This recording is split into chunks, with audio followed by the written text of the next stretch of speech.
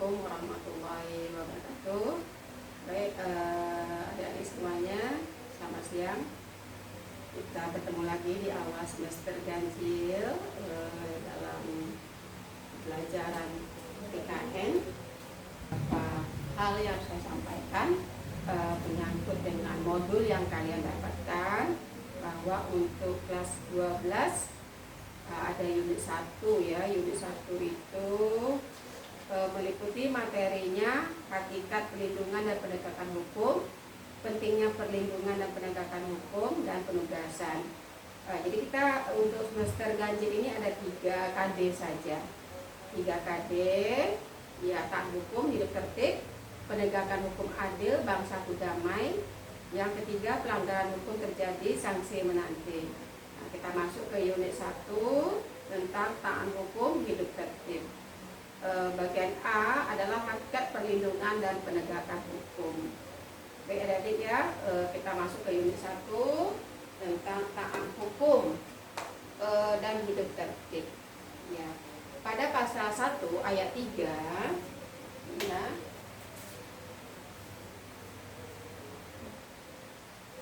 Ini pasal 1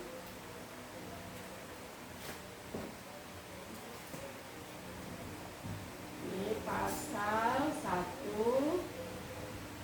ayat 3 Undang-Undang Dasar Negara Republik Indonesia 1945 ya, berbunyi, negara Indonesia adalah negara hukum.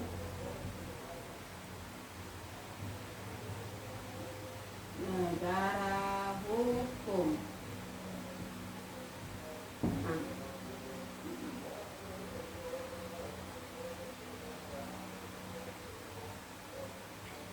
Ya. Nah, jadi taat hukum. Ya, jadi sesuai dengan pasalnya ya. Pasal 1 ayat 3 dalam Undang-Undang Dasar 1945 yang berbunyi, negara Indonesia adalah negara hukum. Jika kita singkapi dari pasal ini, berarti ya semua di negara kita ini apa yang kita lakukan itu ada hukum dan ada sanksinya. Hukum di sini adalah aturan-aturannya. Contoh yang paling gampang kan, itu kita di jalan raya. Di jalan raya itu kita harus mematuhi rambu-rambu lalu lintas.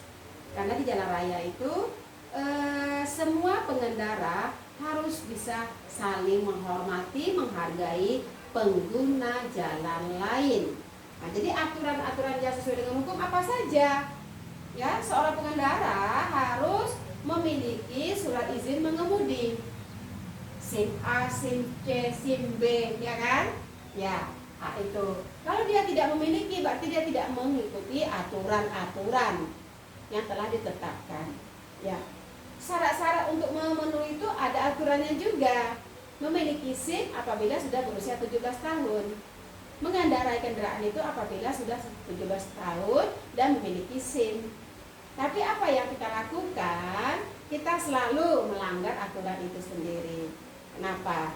Ya, anak SD saja udah bisa bawa motor, ya kan?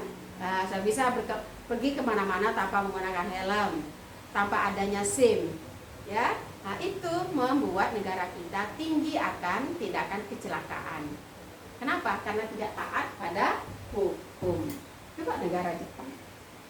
Negara Jepang itu mereka menghindari kemacetan dengan membuat kereta bawah tanah, kemudian anak sekolah tidak boleh diantar.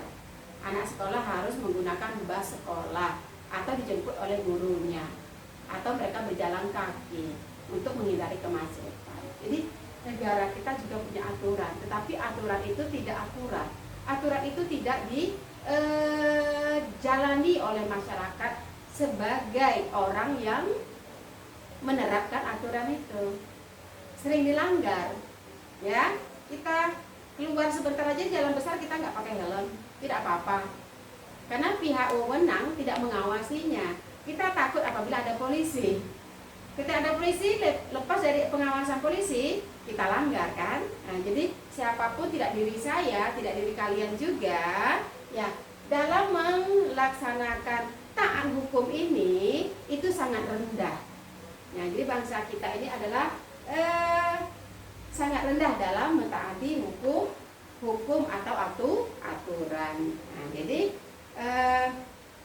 sesuai dengan pasal ini, ya, pasal 1 ayat 3 dalam Undang-Undang Dasar 1945 ini, negara Indonesia adalah negara hukum.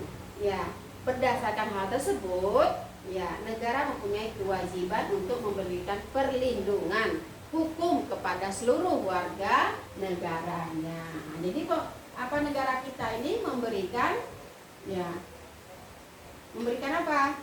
Ketenangan, ya, kenyamanan, ya, kenyamanan, perlindungan kepada warganya. Nah, dengan adanya hukum, negara itu bertujuan untuk melindungi warganya. Coba kalau kamu misalnya melakukan pembunuhan, dihukum kan? Ya, mengapa kalau tidak dihukum? Sewenang-wenang kita melakukannya lagi. Sedangkan ada hukum yang mengatur, kita tetap melakukannya. Ya, itu tadi, karena ya terjadinya pembunuhan, terjadinya kecelakaan, terjadinya sesuatu itu karena kita tidak taat hukum. Dengan adanya hukum, negara melindungi warganya dari ancaman baik yang dari luar maupun yang dari dalam. Ya, coba kita perhatikan lagi. Ya, untuk memberikan perlindungan hukum kepada seluruh warga negara dan penegakan hukum jika hukum tidak ditaati. Jadi yang melanggar hukum, ya, tetap akan mendapat sanksi. Negara berkewajiban mewujudkan tata kehidupan negara yang aman. Nah, ini tadilah yang aman, tentram. Tentram kan kalau kalian mengendarai, kita ada SIM-nya, ada helmnya, terus kendaraan kita layak untuk dipakai, di kendaraan kita mematuhi aturan, hidup akan nyaman kan? Nah, kita merasa tentram, merasa terlindungi dengan adanya taat aturan ini tadi. Ya. Kemudian ketika individu sudah meningkatkan diri pada aturan yang berlaku dalam kehidupan keluarga, masyarakat, bangsa dan negara, maka dia harus mematuhi peraturan ataupun hukum yang berlaku. Ya, apapun yang terjadi jika dalam masyarakat ataupun negara peraturan atau hukum tidak dipatuhi, ditaati, bahkan diacuhkan oleh warganya, jelas akan muncul suasana bernegara, ya, yang tidak kuat, yang kacau. Contoh India itu warganya itu tidak mematuhi aturan. Tengoklah, klason itu berbunyi setiap saat. Ya, orang mau nyebrang aja susah. Ya, kenapa? Antara satu dengan yang lainnya tidak saling menghargai. Ya, tidak mau dia menghargai orang itu mau lewat, orang ini mau berkendaraan, orang ini mau menyeberang, tidak ada. Nah, jadi sembraut aturan-aturan negaranya. Nah, jadi cobalah kalian buka itu YouTube di India itu. Ya, tindakan kriminal yang paling tinggi di mana? Ya, kendaraan yang berseleweran tidak ikut aturan rambu-rambu lalu lintas di negara mana?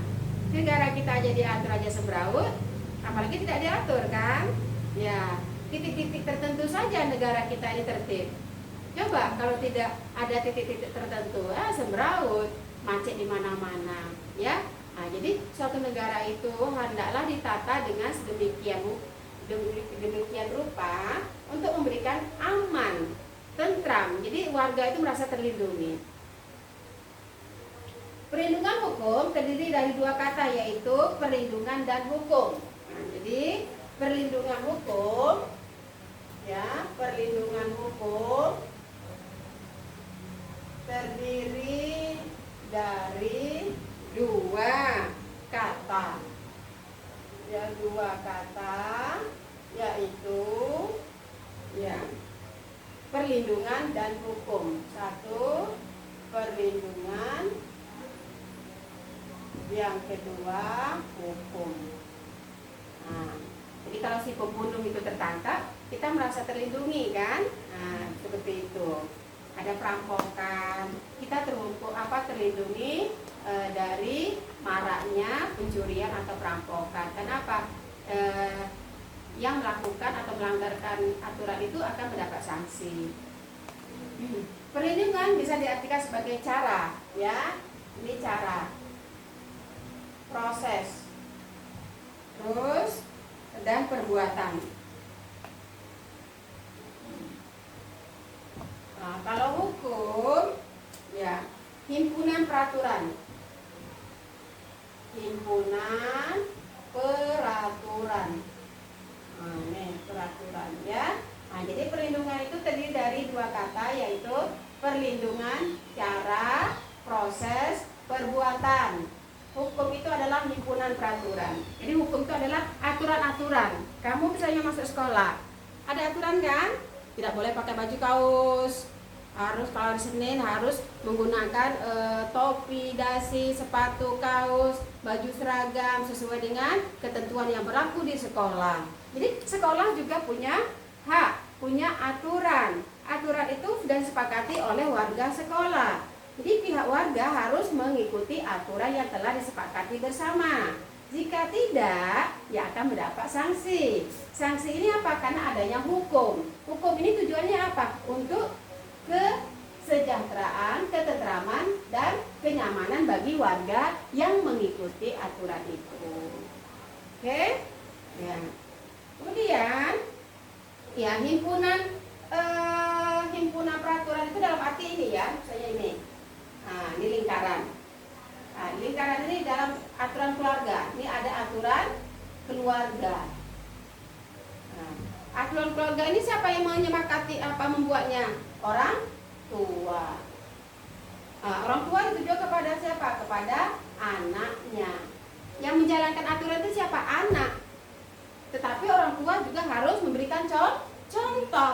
Aturan yang dibuat itu hendaklah kepada diri kita dulu, mencontohkan kepada anak kita.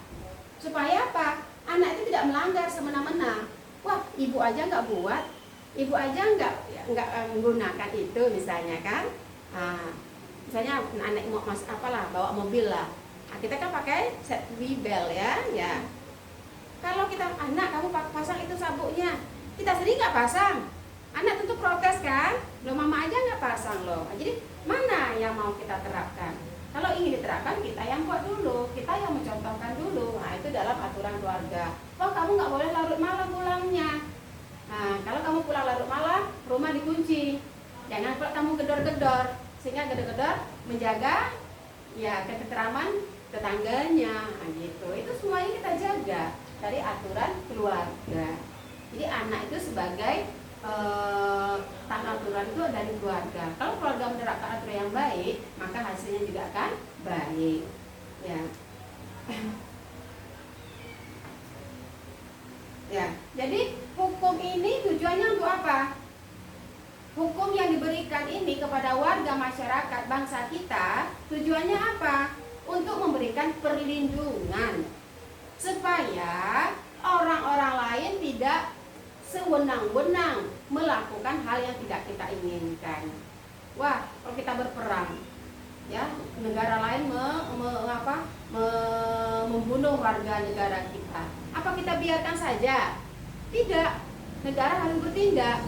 Contoh paling dekat, waktu ada Asian Games itu kan, ya orang Kamboja semena-mena kan dalam memberikan penilaian terhadap bangsa kita. Ya bangsa kita protes karena kita benar. Ya, jadi hukum itu akan berlaku untuk siapa? Yang melakukan tipu muslihat tadi, dia pasti kena. Ya, seperti itu. Sajipto Raharjo itu halaman 6. Perlindungan hukum adalah memberikan pengayoman kepada hak asasi manusia. Jadi menurut Sajipto Raharjo pada halaman 6, perlindungan hukum itu adalah memberikan pengayoman kepada hak asasi manusia yang dirugikan oleh orang lain. Jadi kamu punya hak dan punya kewajiban. Hak kamu apa? setelah kamu melakukan kewajiban, kamu akan dapat hak. Contoh kamu bekerja dulu kan, baru akhir bulan kamu mendapat hak berupa apa? Gaji, salary kamu sesuai dengan kesepakatan bersama tadi. Nah, mungkin kamu baru aja dipanggil kerja, Pak, mana gaji saya? Loh, kamu aja belum menjalankan kewajiban kamu, kok udah minta hak? Nah, ini seperti itu. Jadi antara hak dan kewajiban itu harus seimbang. Kamu melakukan kewajiban, hak kamu akan terpenuhi. Ya. Nah, jadi jangan kita mana dahulu hak dan kewajiban. Mana hak dan didahulukan hak atau kewajiban? Mana dulu? Hak atau kewajiban? Ya kewajiban dulu, baru hak. Ya. Kamu disayangi keluarga, disayangi oleh orang tua. Itu adalah kewajiban orang tua kamu terhadap hak anaknya.